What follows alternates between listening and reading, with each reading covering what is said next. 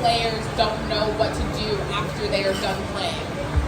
So for me, like I said, I started the TV broadcasting, which I felt like was a skill. It was a skill that I built on where I was like, okay, if I can't play anymore, I know I can do this. But in terms of being an entrepreneur, that's something that I'm actually honestly like actively working on right now. I'm trying to look into real estate. I'm trying to look into investment, venture capital, and just honestly getting into a whole bunch of different businesses because I feel like there's a lot of commonality between being an athlete and being an executive, and so there are a lot of things that we can understand between each other, just different worlds. And so it might not be a world that I fully understand, but I like to learn and I like to ask questions. So for me, I've just been doing a lot of research and like with the help of Leland, guiding me and kind of putting me in the rooms with people like you guys and just exposing me to something that I would have never done before. Like I've never done an Ivy meet and greet. Like this is fantastic. So this is one of the things that I'm working on to build my brand and to build the businesses that I'm in. But honestly, I'm open. I'm open for anything. I mean, right now I'm a clean slate.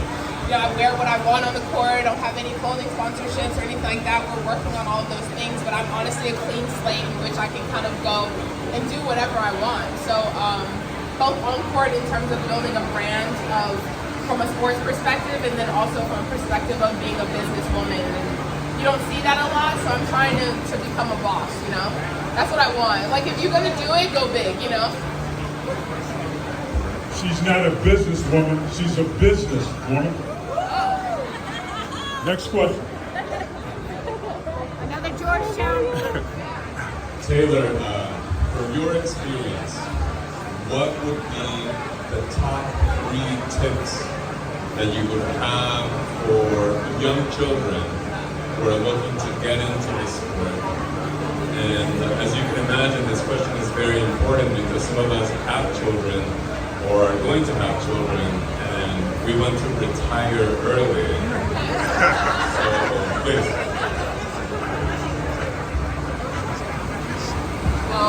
The biggest tip that I can say from the tennis side is don't be afraid to get hit. That's my biggest tip. That's brought me a long way. And don't be afraid to hit them on the other side. But no, I would say if I was speaking to my son and he said, hey, I want to play tennis, because that's the mindset that I take now. I look at it and I take my experiences that I've been through, but then also what do I want to leave him? What kind of breadcrumbs can I leave to make this journey a little bit easier? So for me, I would say number 1 is making sure that you have fantastic people around you that cultivate and care about you as a person.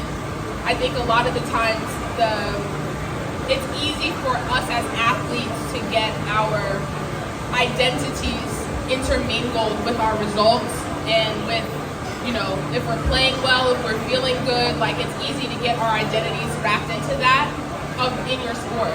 But it's very important to have the separation of you as a player and you as the athlete versus you as the person. And having people that feed into those cups is very, very important. And that was one thing that I feel like when I was growing up and coming through, I missed a lot. I had a lot of people pouring into the tennis cup, but the person cup was empty. And so when I tried to pull from that, I had nothing to draw from. So I'm kind of looking up in space trying to find me in the midst of doing this, and that's very difficult. So one of the things I really idolized about, one of my fellow tennis players, Coco, is she's done a phenomenal job, but she's always kept her family and the people close to her they've kept her grounded. And it's never too high and you never get too low because someone's going to be there to catch you, but there's also going to be someone to be like, all right, hey, let's stay to who you are. So I think that would be number 1. Number 2 is don't be afraid to say no. A lot of the times I feel like for me personally, I accepted a lot of things that were maybe contrary to what I believed in, or that maybe that I didn't understand but didn't feel right in my gut because I didn't want to miss out on an opportunity. So sometimes people say yes to things that aren't really beneficial for them because they feel like there's nothing better, or there may not be something that's going to come later. So I think that being able and being strong enough to say no and being able to stand on your belief of what you want, your standard that you set for yourself is incredibly important. So not being afraid to say no, or being careful with what you say yes to. And then number 3, I would say, man, do you want a tennis specific one or do you want life specific? Okay. And the last thing, I would say don't be afraid to, don't allow fear to drive you. So take the chance, take the risk, ask the question, and don't allow fear to deter you from making a decision or a choice or, doing what you want to do.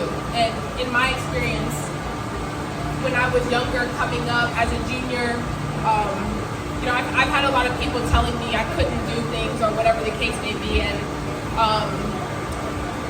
in listening to those words and kind of internalizing them without realizing that I am, it shifted me away from who I really was. I'm a very inquisitive person. I like to ask questions. I like to understand why I'm doing something. But then I became a yes person. So then me becoming a yes person, I was basically being guided by everybody who was telling me to say yes to something, so it wasn't my true path. I wasn't really walking what I wanted. I was walking what everybody else wanted for me.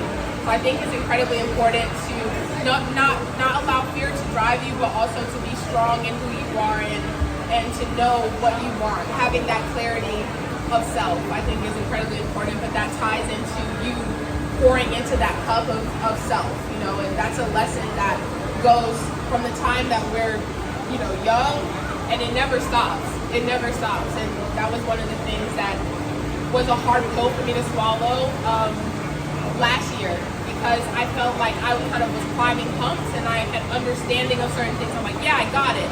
And then I'm like, I don't got it. No, that was really hard for me to deal with, because you think that you can move on to the next, but I had to understand and accept that it's an ever-evolving door, so once you learn, it's another thing, it's another lesson. So always kind of having that student mentality and that learner's mind.